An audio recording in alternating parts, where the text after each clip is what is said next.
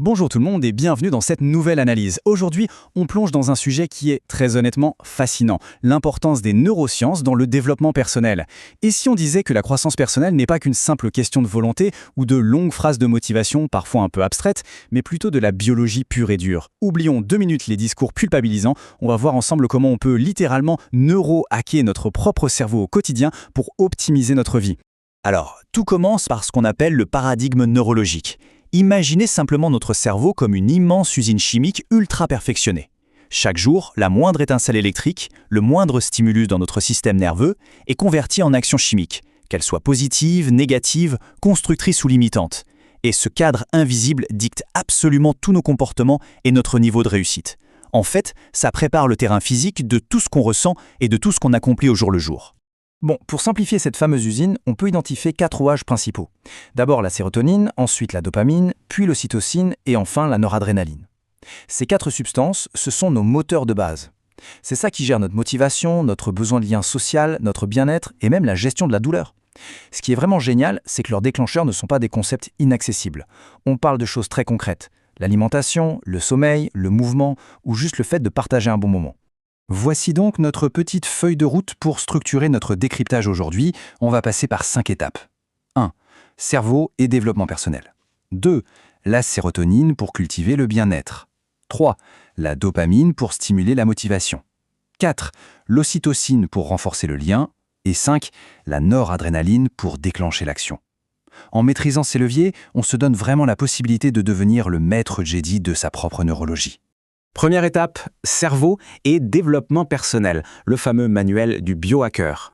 Le truc fondamental à capter d'entrée de jeu, c'est que notre cerveau abrite des milliards de connexions neuronales. Et plus on les utilise, plus elles deviennent rapides. C'est la force colossale de notre inconscient.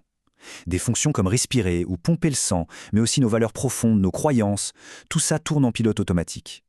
D'ailleurs, le stress chronique ou cette fameuse petite voix négative dans notre tête, ce sont souvent juste de mauvaises habitudes, des circuits électriques un peu trop empruntés. Mais la bonne nouvelle, c'est qu'en comprenant notre biologie, on peut envoyer activement des messages conscients pour forger de nouveaux chemins bien plus sains. Ce qui nous amène à la section 2, sérotonine, cultiver le bien-être ou la base de la gestion de l'humeur. Considérez la sérotonine comme la fondation absolue de votre bien-être. C'est l'outil ultime contre l'anxiété. Mais concrètement, comment on l'active ? Déjà, par l'assiette. Un régime de type méditerranéen apporte des oméga 3, de la vitamine B12, du zinc, du fer. Ce sont les briques physiques de notre cerveau et ça réduit l'inflammation. Ensuite, le sommeil. C'est dingue, mais un manque de sommeil abîme physiquement les récepteurs de sérotonine. Résultat, la molécule n'a nulle part où s'accrocher et on devient littéralement moins réceptif à la joie. Viser 7 à 8 heures de bon sommeil, c'est tout simplement non négociable pour l'humeur. Allez, voici une petite routine super pratique pour doper la sérotonine en journée. Étape 1, on sort marcher un peu l'après-midi. Étape 2, on garde le visage à découvert. Et l'étape 3, on expose ses avant-bras au soleil. Pourquoi cibler précisément les avant-bras ? Eh bien, la recherche montre que cette zone abrite des récepteurs de vitamine D incroyablement denses. C'est une astuce totalement gratuite, toute simple, qui permet d'absorber un max de lumière et de rebooster son humeur en un rien de temps. En plus de la lumière, la respiration est vitale. L'entraînement à la cohérence cardiaque est carrément considéré comme aussi crucial que l'exercice physique. Pourquoi ? Parce que le stress libère du cortisol. Et le cortisol à haute dose, c'est hyper toxique. Ça détruit littéralement les neurones producteurs de sérotonine. Respirer de façon délibérée et rythmée fait chuter cette hormone de stress. C'est un peu comme mettre une armure biologique sur ces précieux neurones. On passe à la section 3, la dopamine, notre moteur de motivation physique et de concentration. Cette substance, c'est vraiment l'étincelle qui nous fait passer à l'action. Mais attention, le détail crucial ici, c'est que le corps ne peut pas la fabriquer à partir de rien. Il a besoin d'un acide aminé qui s'appelle la tyrosine, et on la trouve où ? Dans des aliments du quotidien. Des amandes, des bananes, des avocats, des œufs, du poisson. Si on ne mange pas ces briques moléculaires, notre corps ne peut tout simplement pas créer la motivation du lendemain. Et pour illustrer l'impact massif de nos actions sur nos hormones, voici un chiffre assez étonnant, 30%. C'est l'augmentation du taux de dopamine dans le corps après un massage thérapeutique. En plus de faire exploser la dopamine, cette manipulation des tissus fait dégringoler le stress en même temps. Honnêtement, c'est sûrement le hack biologique le plus relaxant du monde pour recharger ses batteries. Bien sûr, il y a plein d'autres leviers. Faire de l'exercice régulier, méditer, écouter de la bonne musique ou boire du thé vert. Et encore une fois, le sommeil de qualité joue un rôle purificateur immense. Il nettoie le cerveau des toxines accumulées la journée via le système lymphatique. L'idée à retenir ici, c'est l'effet cumulatif.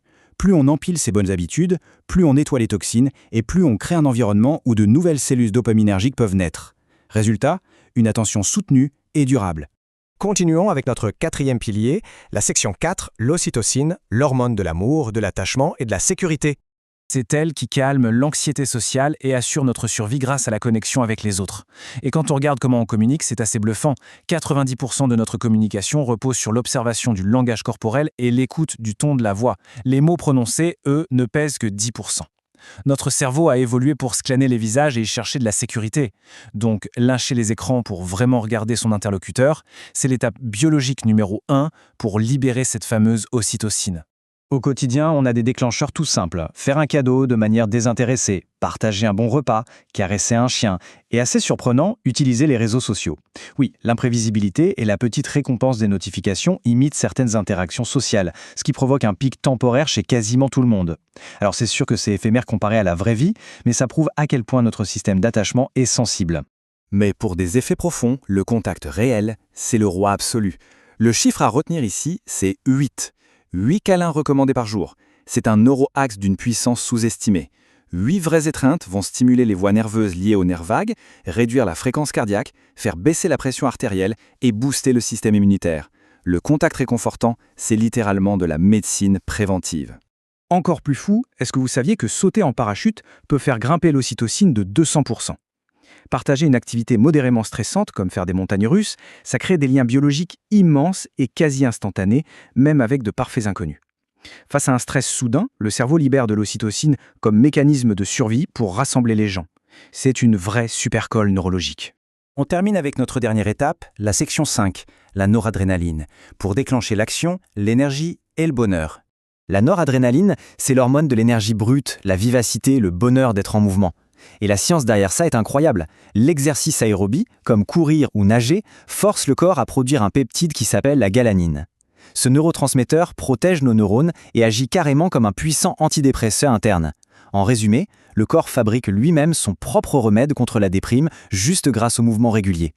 Et tout comme la dopamine, cette substance ne surgit pas de nulle part. Elle nécessite des précurseurs métaboliques. Vitamine B3, B6, C, acide folique, fer, cuivre. Avoir le bon équilibre de ces nutriments est absolument vital, surtout quand la vie est intense.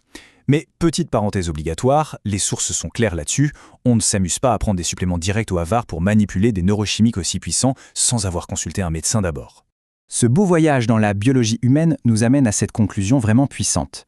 En maîtrisant ces habitudes, on peut devenir les maîtres Jedi de notre propre neurologie. L'idée centrale, c'est l'effet cumulatif. On additionne quelques bons petits choix alimentaires, des interactions sociales positives, un peu de mouvement chaque jour, et c'est ce tout qui nous donne un contrôle incroyable sur notre développement personnel et notre résilience. Pour terminer, posons-nous cette petite question, lequel de ces rouages biologiques allons-nous optimiser en premier dès aujourd'hui?